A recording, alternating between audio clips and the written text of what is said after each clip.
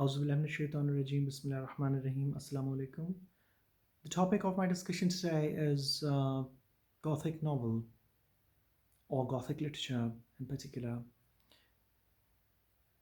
When you think about Gothic literature, many things come to your minds, such as big old castles, or palaces with dark passages or corridors, dark cells, murders, and gloomy weather, and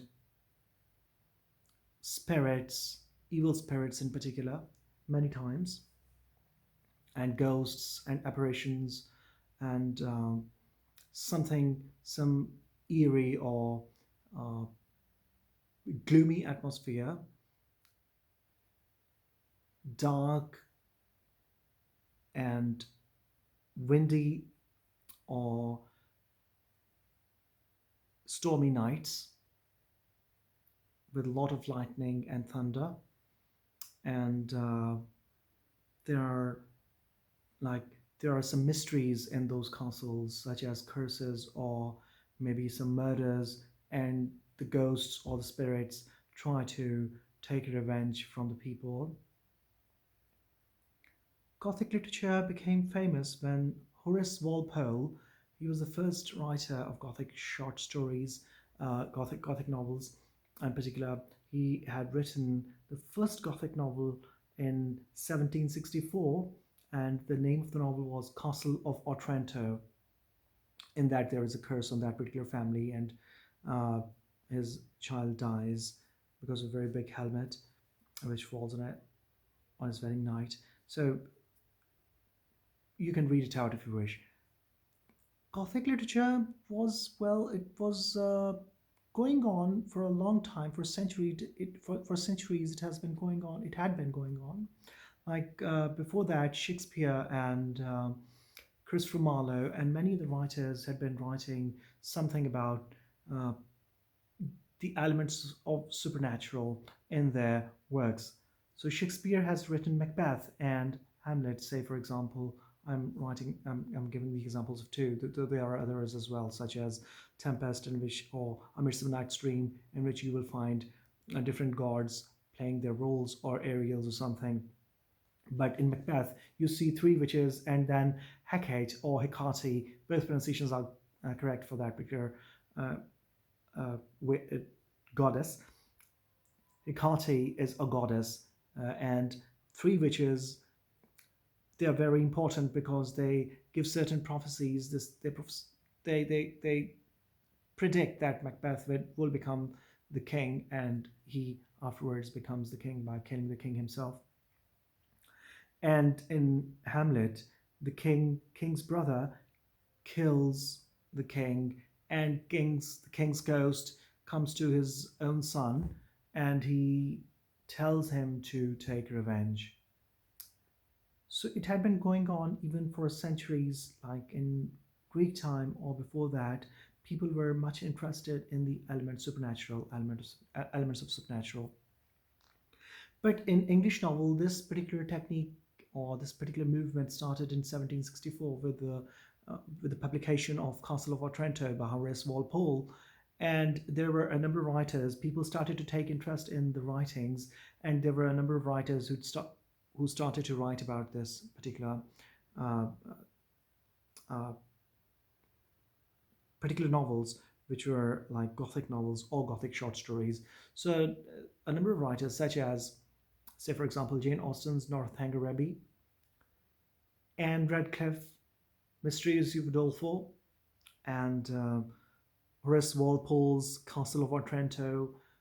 And there were a number of writers as well, like M.R. James and Bram Stoker, for example, or H. Rider Haggard. So there were a number of writers who were writing. So this particular movement went on for a long time, till Victorian age.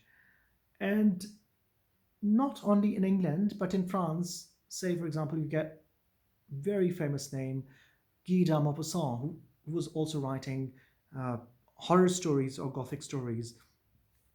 And in America, there was a person uh, Edgar Allan Poe, he was writing short stories as well as novels, as well as he was writing poems, Gothic poems as well. So if you go for that particular Gothic literature, you will find it very interesting. And I'm going to read out a bit from Gothic literature so that you might have some idea about that. And Gothic literature in particular was very like it had its own sounds to make it more like mysterious or to create an atmosphere where people might kind of get a chill in their backbones or they might get afraid of the dark or for many things. So it was like something a different dimension which ordinary people could not see. And people say, for example, Charles Dickens, when he's writing a short story, uh, The Signal Man, he says that whenever you hear some horror story, it is second or third hand story. You will not be able to, he argues that you will not be able to experience it on your own. Bram Stoker's Dracula became a very famous character afterwards. His first novel was Dracula, and at the same time, there was another novel which he had written, A Jewel of Seven Stars, which is a very famous novel. You can read it, or Frankenstein by Mary Shelley, in which there is uh, a person who creates human being, but that human being is very ugly, and that particular creator starts hating that particular human being, and that being becomes evil, and that is that particular Gothic short story, novel. And Bram Stoker had written another short story, The Judge's House. You can also read it. It's a very beautiful short story.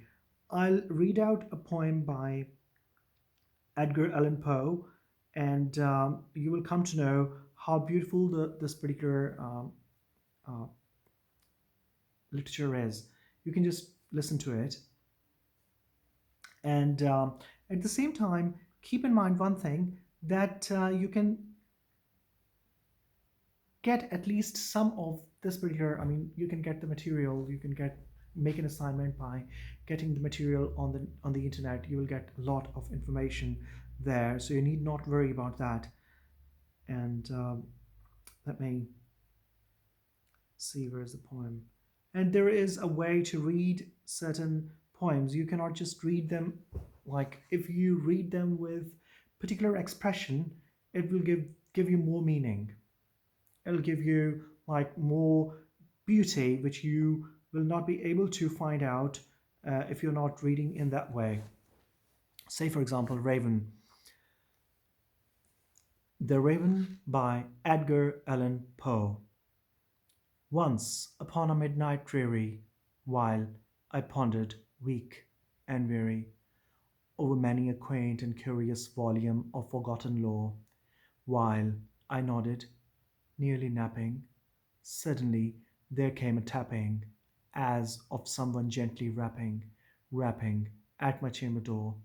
"'Tis some visitor," I muttered, tapping at my chamber door. Only this, and nothing more.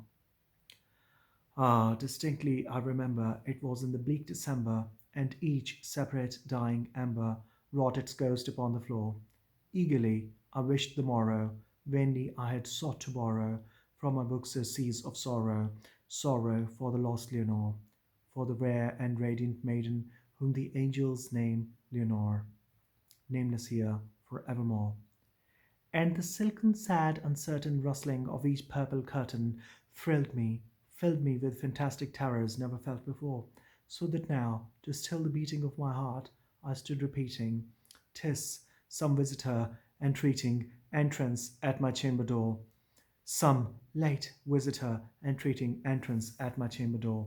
This it is, and nothing more." Presently my soul grew stronger, hesitating then no longer. "Sir," said I, "or madam, truly your forgiveness I implore, but the fact is I was napping, and so gently you came rapping, and so faintly you came tapping at my chamber door, that I scarce was sure I heard you. Here, I opened wide the door. Darkness there, and nothing more. Deep into that darkness peering, long I stood there, wondering, fearing, doubting, dreaming dreams no mortal ever dared to dream before. But the silence was unbroken, and the stillness gave no token, and the only word there spoken was the whispered word, Leonore. This I whispered, and an echo murmured back the word, Leonore. Merely this, and nothing more. Back into the chamber turning, all my soul within me burning, soon again I heard a tapping somewhat louder than before. Surely, said I, surely that is something at my window lattice. Let me see then what threat is, and this mystery explore. Let my heart be still a moment, and this mystery explore. 'Tis the wind, and nothing more. Open here I flung the shutter, when, with many a flirt and flutter, in there stepped a stately raven of the saintly days of yore. Not the least obeisance made he, not a minute stopped or stayed he, but with mien of lord or lady perched above my chamber door, perched upon a bust of Pallas, just above my chamber door, perched and sat, and nothing more. Then this ebony bird, beguiling my sad fancy into smiling, by the grave and stern decorum of the countenance it wore, though thy crest be shorn and shaven, thou, I said, art sure no craven, ghastly grim and ancient raven wandering from the nightly shore. Tell me what thy lordly name is in the on the night's Plutonian shore. Quoth the raven, nevermore. Much I marvelled this ungainly fowl to hear discourse so plainly, though its answer little meaning, little relevancy bore. For we cannot help agreeing that no living human being ever yet was blessed with seeing bird above his chamber door, bird or beast above the sculptured bust above his chamber door, with such name as Nevermore. But the raven still sitting lonely on the placid burst, spoke only that one word, as if his soul in that one word he did outpour. Nothing farther than he uttered, not a feather than he fluttered, till I scarcely more than muttered, other friends have flown before, on the morrow he will leave me, as my hopes have flown before. Then the bird said, Nevermore. Startled at the stillness broken by reply so aptly spoken, doubtless, said I, what it utters, its only stock and store, caught from some unhappy master, whom unmerciful disaster followed fast and followed faster, till his songs one burden bore, till the dirges of his hope that melancholy burden bore, of never, nevermore. But the raven, still beguiling my sad fancy into smiling, straight I wheeled a cushioned seat in front of bird and bust and door. Then upon the velvet sinking, I betook myself to linking fancy into fancy thinking. What this ominous bird of yore, what this grim, ungainly, ghastly, gaunt, and ominous bird of yore meant in croaking, nevermore. This I sat engaged in guessing, but no syllable expressing to their fowl whose fiery eyes now burned into my bosom's core. This and more I sat divining, with my head at ease reclining on the cushion's velvet lining that the lamplight gloated o'er, but whose velvet violet lining, with the lamplight gloating o'er, she shall press, nevermore.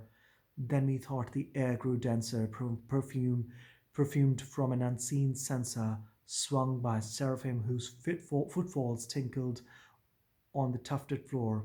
Wretch, I cried, thy God hath lent thee by these angels, he hath sent thee respite, respite, and nepenthe from the memories of Lenore. Quaff, oh quaff this kind nepenthe, and forget this lost Lenore. Quoth the raven, never more. Prophet, said I, thing of evil, prophet still, if bird or devil, whether tempest sent or whether tempest tossed thee here ashore, desolate yet all undaunted on this desert land enchanted. on this home by horror haunted. Tell me truly, I implore, is there, is there balm in Gilead? Tell me, I implore, Guthraven nevermore. Prophet, said I, thing of evil, prophet still, if bird or devil by the heaven that bends above us by that God we both adore, tell this soul with sorrow laden within the distant Aidenn, it shall clasp a sainted maiden whom the angels name Leonore. Clasp a rare and radiant maiden whom the angels name Leonore. Quoth the raven, nevermore. Be that word our sign of parting, bird or fiend, I shrieked upstarting. Get thee back into the tempest and the night's Plutonian shore. Leave no black plume as a token of that lie thy soul hath spoken. Leave my loneliness unbroken. Put the bust above my door. Take thy beak from out my heart, and take thy form from off my door. Quoth the raven, nevermore.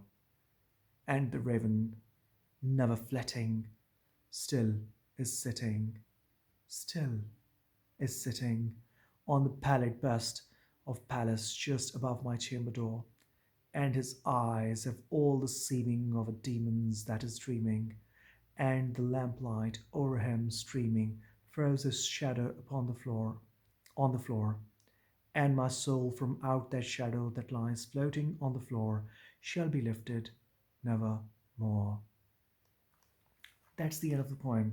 You can get this particular poem from the net. You can get the text and you can read it out as I've read it, and that will improve your accent and pronunciation as well. In this particular poem, you can notice a number of things. If you read it again, you will find out a number of things, such as that the writer has used different colors and different sounds in different passages. And he has given references of a number of things, such as Night's Plutonian shore. Pluto was the god of the underworld, where the people's souls went after they were dead.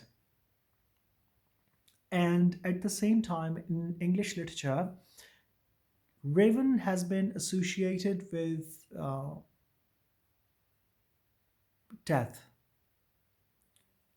Raven, when Raven croaks, they say that death is coming. And you will find the reference in uh, Macbeth, written by William Shakespeare. When Duncan is going to Macbeth's castle, Lady Macbeth says that Raven himself is hoarse because the Raven has not told, or he's not croaked, the fatal entrance of Duncan. So in that way, you will come to know that uh, Raven announces the death of the coming death of somebody in English literature. And at the same time, Raven itself is black in color. And when you read out different passages, different stanzas of the poem, such as the first stanza, when I read it out for you again, say like, once upon a midnight dreary, so midnight, the darkness of the night, while I pondered weak and weary over many a quaint and curious volume of forgotten lore, while I nodded, nearly napping, suddenly there came a tapping, as of someone gently rapping at my chamber door, like tapping, sound of tapping sounds are there at midnight. So it becomes like very mysterious and very uh, kind of creepy atmosphere. Tapping at my chamber door. "'Tis some visitor," I muttered, tapping at my chamber door. Only this and nothing more. Ah, distinctly I remember it was in the bleak, dark December, and each separate dying amber. So you can get the color of dying amber. Amber is coal, which is burning coal, but it's about to die. Dying amber, which has which is like, it's about to die, so it gives out very little light and heat. Each separate dying amber, so there are a few burning coals left, which are about to die as well. So each separate dying ember wrought its ghost upon the floor. So the imagery of different like shadows and lights, which create a kind of creepy atmosphere again. Uh, Dying ever wrought its ghost upon the floor. Eagerly I wished the morrow, vainly I'd sought to borrow from my books a seas of sorrow, sorrow for the lost Leonore, for the rare and radiant maiden whom the angels name Leonore, nameless here forevermore. So when you find out and the silken, sad, uncertain rustling of each purple curtain, so you'll find like rustling sound of the curtains rustling because when the curtains move alongside, I mean, kind of, they when they touch each other, the cloth when the cloths are like uh, move, they create certain sounds, and those sounds are uh, called rustling sounds when they touch the, the particularly the leaves when they move in the wind, they create a rustling sound, as well as when the curtains, which are made of silk in particular, silk produces a rustling sound as well. So each separate, the silken sad and certain rustling of each purple curtain filled me with fantastic terrors never felt before. So terrors and like Night's Plutonian Shore, or that is a talking raven, but it only um, speaks one word, and that is nevermore. Whenever the narrator talks to him or that particular bird, it gives the same reply, nevermore. And in the end, uh, the raven has not gone. If you take into consideration the time of the particular poem, you will come to know that he's talking about once upon a midnight reverie, that is a long time ago, once. But then in the last stanza, you will come to know about one thing, very important thing, and that is, he says, and the raven, never flitting, still is sitting, still is sitting. So that shows that since then, the raven has not left him, or it might symbolize death. The death has always been with him. So you can interpret it in a number of ways. So it was one of the examples that I've given you. There are a number of examples, short stories. If you want to ask about any short stories, I'll give you a number of short stories, the details, and you can read them out. Particularly, Edgar Allan Poe was not interested much in like supernatural, the element of supernatural. His In his short stories, you will find madmen who try to murder their wives or somebody like cats or something like Black Cat. He's written a short story Black Cat, and he kills the cat and he kills his wife afterwards. So he's a kind of mad person, and you may find them interesting if you go for them, the Gothic literature particularly. You'll find it very interesting. So, with this, if you do not understand anything, you can ask me and I'll try to deliver another lecture, part two, and in which I'll tell you in detail about Gothic literature in Urdu as well. If you cannot understand in English, I'll go for an Urdu lecture as well. Thank you very much. Allah Hafiz.